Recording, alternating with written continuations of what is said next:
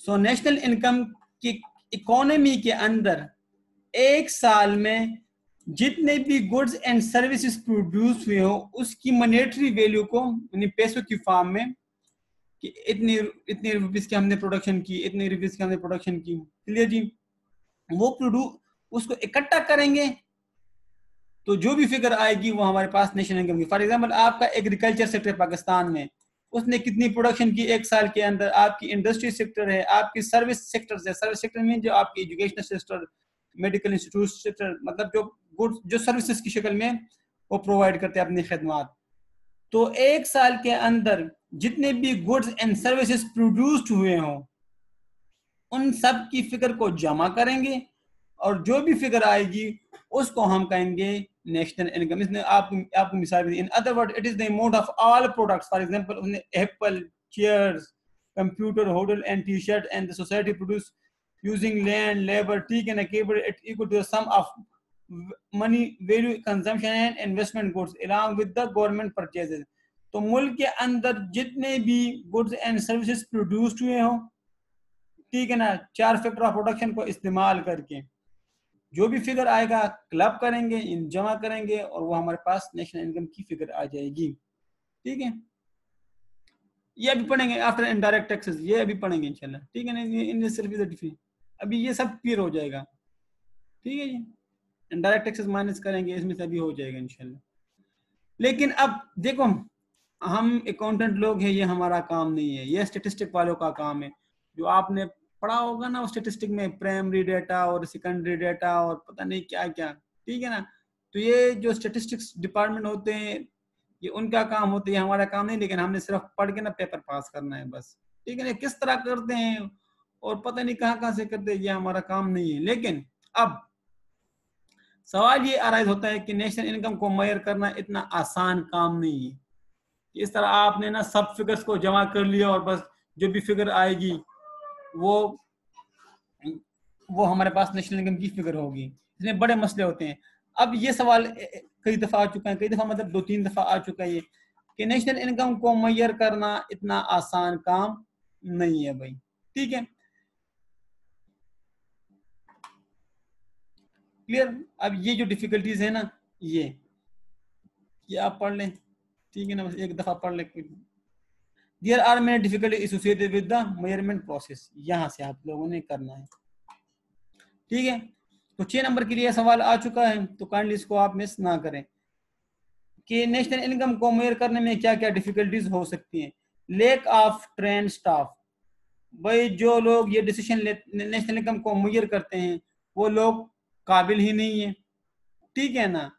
या अगर आपके पास काबिल लोग मौजूद हैं, क्लियर जी, लेकिन वो आपके पास उनकी कमी है, यानी आपके पास काबिल लोगों की कमी है जिसकी वजह से आपको डेटा कलेक्शन में, डेटा को कंपाइल करने में, यानी उसको समरी करने में, उनसे इनको फिर एनालिसिस करने में, ठीक है ना, इसके लिए आपको बड़े काबिल लोगों की जरूरत होती है जो कि आपके पास अमूमन कम ही होते हैं। तो नेशनल इनकम को मेजर करना इतना आसान काम नहीं है। इसकी पहली जो डिफिकल्टीज है ना वो ये कि आपके पास काबिल लोगों की कमी है कि वो डेटा को कलेक्ट कर लें, फिर डेटा को समरी कर लें, कंपाइल कर लें और फिर उस डेटा से एनालिसिस भी निकालें कि इस साल नेशनल इनकम कितनी बड़ी है या कम हुई as compare to previous year या एज कम्पेयर टू मतलब 5-6 सालों से अगर वो कंपेयर करते हैं, क्लियर जी।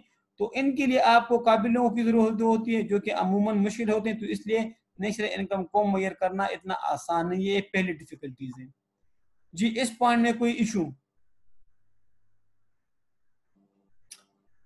डिफिकल्टी में काइंडली कोई कंफ्यूजन? जो लोग नेशनल इनकम को वो करते हैं वो आपके पास कम है जी।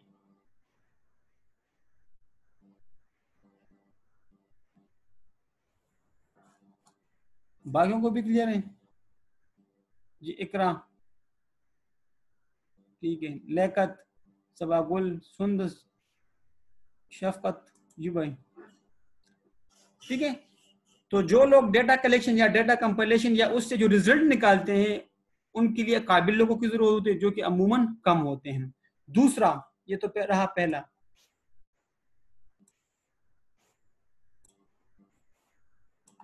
Electricity and honourable record keeping. यार दूसरी बात ये कि हमारे लोगों में भी वो समझ बूझ नहीं है ना कि वो अपने पास रिकॉर्ड रखे कि इस साल फॉर एग्जांपल एक इंडिविजुअल ने कितनी प्रोडक्शन की। ये तो जब इंडिविजुअल की इनकम, इंडिविजुअल की प्रोडक्शन को ऐड करते करते करते वो पूरे नेशनल इनकम की फिर हम फिगर आएगी ना। तो इंडिविजुअल भी अपने पास रिकॉर्ड तो नहीं करते कि इस साल मैंने कितनी की प्रोडक्शन की, इससे पिछले साल की मैंने कितनी की प्रोडक्शन की, ठीक है ना, इस साल मैंने कितने सर्विसेज प्रोड्यूस किए, अगले साल कितने मैंने खदमात दिए थे। तो लोग भी अपने पास रिकॉर्ड तो नहीं रखते ना, और ना लोगों को पता है कि यार आखिर में हुकूमत ने नेशनल इनकम की फिगर को डिटरमिन करना है और हमने हुकूमत के लिए रिकॉर्ड रखना है। वो इतना फारिग तो नहीं है और ना उनकी इतनी मोहब्बत है हुकूमत के साथ कि वो उनके लिए रिकॉर्ड को रखें, ठीक है। तो ड्यू टू इलेक्ट्रिसिटी मैंने प्रोड्यूसर्स यानी जितने भी फॉर एग्जांपल इंडस्ट्रियलिस्ट है या फर्म्स हैं वो अनरिलायबल डेटा, ठीक है, या तो वो डेटा रखते नहीं है, अगर डेटा रखते भी हैं तो वो अनरिलायबल होता है, मतलब वो कंप्लीट नहीं होता, ठीक है जी, उस पर आप रिलाई नहीं कर सकते, मतलब फेक भी हो सकता है। फॉर एग्जांपल किसी ने ज्यादा प्रोडक्शन की हो, ठीक है, और वो कम प्रोडक्शन शो कर लें, टैक्स वगैरह से बचने के लिए भी लोग तो डरते रहते हैं ना कि यार कहाँ से कमाए, कितना कमाए, कहाँ रखा है, कहाँ से आए ये पैसा, तो लोग इसलिए भी मतलब डरते रहते हैं। तो अगर उसने प्रोडक्शन ज्यादा भी की है किसी भी फर्म्स ने या इंडस्ट्रियलिस्ट ने या बिजनेसमैन ने, तो वो या तो रखता ही नहीं है, अगर रखता भी है तो वो फिर क्या करेगा, वो अनरिलायबल होगा, वो एक्चुअल नहीं होगा, ठीक है, वो फेक वगैरह भी हो सकता है। तो इसलिए इलेक्ट्रिसिटी भी या अनरिलायबल रिकॉर्ड, तो इसमें दोनों ही बातें आ गई। इस दो इनमें कोई कंफ्यूजन, शाबाश, एक एक करते जाएंगे ताकि कोई कंफ्यूजन ना रहे।